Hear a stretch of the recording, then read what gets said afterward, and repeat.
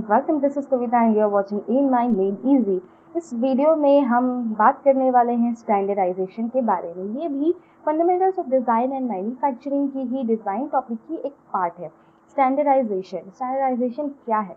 अपने अपने घर पे या कहीं पे भी कोई शॉप में आपने नोटिस की होगी कि बहुत सारी अप्लायंसेस के ऊपर कुछ तरह की इंस्ट्रक्शंस होती है, जैसे कि ये कितने वोल्ट का है, ये कितने किलो का है, इसका हाइट क्या है, इसका वेट क्या है, इसकी फंक्शंस क्या है, और उस पर कुछ जनरल इंस्ट्रक्शंस भी लिखे रहते हैं, सेफ्टी वार्निंग एक्सेट्रा। तो स्टैंडर्डाइजेशन वही है, एक प्रोडक्ट को हम क्या कहते हैं, स्टैंडर्ड बनाते हैं। उसके ऊपर कुछ इंस्ट्रक्शंस, कुछ जो भी उसकी टेक्निकल चीज़ें हैं, जैसे कि वोल्ट और हाइट वेट जो भी है, वो सारी चीज़ें, यूनिट्स वगैरह और जनरल इंस्ट्रक्शंस, ये सब हम प्लेस करते हैं किसी प्रोडक्ट के ऊपर, उसको एक स्टैंडर्ड प्रोडक्ट बनाने के लिए। स्टैंडर्डाइजेशन का हमें फ़ायदा कहाँ कहाँ पे होता है? तो एक तो हमारा यूज़र जब प्रोडक्ट को यूज़ करता है, तो उस टाइम पे वो बेनिफिट होता है कि इजीली उससे सारी चीज़ें समझ में आ जाती हैं देख के कि हाँ, ये इस तरीके से काम करता है, ये इतने हमारा करंट खर्चा करेगा, सब एक्सेट्रा एक्सेट्रा।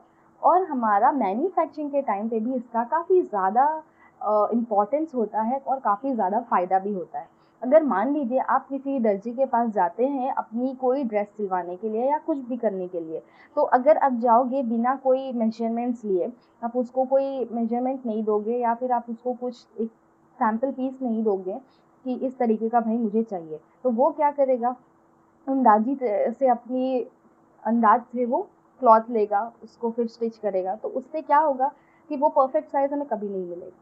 तो इसमें क्या हुआ, हमारा क्लॉथ भी वेस्ट हुआ, उसका स्टिचिंग चार्जेस जो भी है, उसकी मेहनत सब कुछ वेस्ट होती है, तो हमें उसे वापस से ठीक करना पड़ता है। तो कुछ इसी तरीके से यहाँ पे मैन्युफैक्चरिंग के टाइम पे भी काम करता है। तो अगर हम कोई भी चीज़ का पहले से हम स्पेसिफिकेशंस हमें पता हो, तो हम क्या है, उसी स्पेसिफिकेशंस के अकॉर्डिंगली हम लेंगे सामान, अपना रॉ मटेरियल, और डायरेक्ट मैन्युफैक्चरिंग करेंगे। अगर वही हमारी स्पेसिफिकेशंस हमें पता नहीं होंगी, तो हमें यहाँ पे बहुत दिक्कत होगी, हमारा वेस्टेज बहुत ज़्यादा होगा रॉ मटेरियल्स, और प्रोडक्ट हमारा सही बिल्कुल नहीं बनेगा, कभी नहीं बन सकता।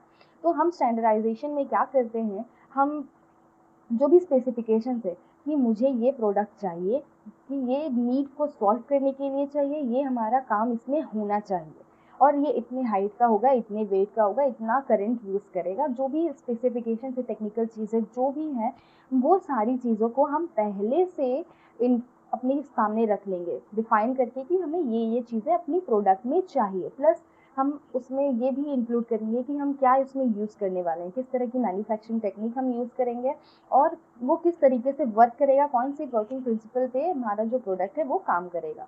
तो ये सारी चीज़ें अगर हमारे पास पहले से अवेलेबल होंगी, तो हम मैन्युफैक्चरिंग पार्ट में बिना टाइम वेस्ट किए, बिना वेस्टेज के, कोई भी रॉ मटेरियल्स का भी हमें वेस्ट नहीं करना पड़ेगा, हम डायरेक्ट मैन्युफैक्चरिंग कर लेंगे वो चीज़ें उतनी अमाउंट, उतनी साइज़ के हिसाब से लेके।